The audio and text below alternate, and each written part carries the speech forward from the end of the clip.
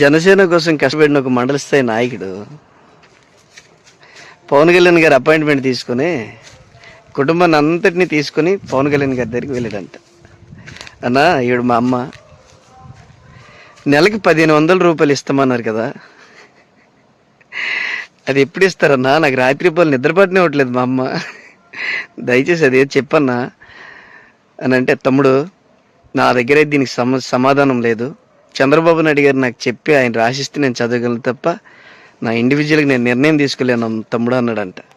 సరేలన్నా, ఈయన మా నాన్నగారు 50 సంవత్సరాలు నిండయ్యన్నా, పెన్షన్ ఇప్పుడు ఇస్తారన్నా, 20 నెలలు అవుతుంది కదా ప్రభుత్వం వచ్చి అన్నాడంట. దానికి కూడా నా దగ్గర సమస్య లేదు, ఆయనే చెప్పాలన్నాడంట.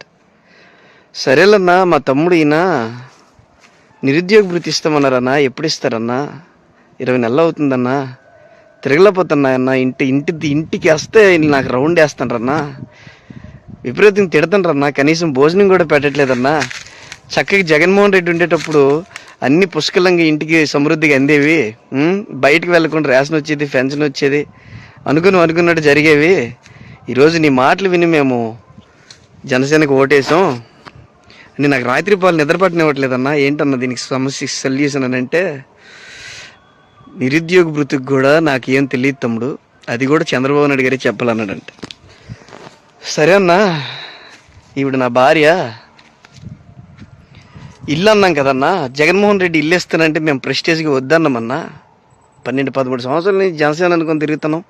కూటమి ప్రభుత్వం వస్తే అన్న 4 సెంట్లు ఇల్లు ఇస్తానన్నాడు, 4 సెంట్లు ప్లేస్ ఇచ్చి ఇల్లు ఇస్తానన్నాడు. నువ్వు కంగారు పడుకు, ఇల్లు ప్లేస్ అన్నీ మనకు వస్తాయని మా ఆవిడకి నేను చెప్పాను.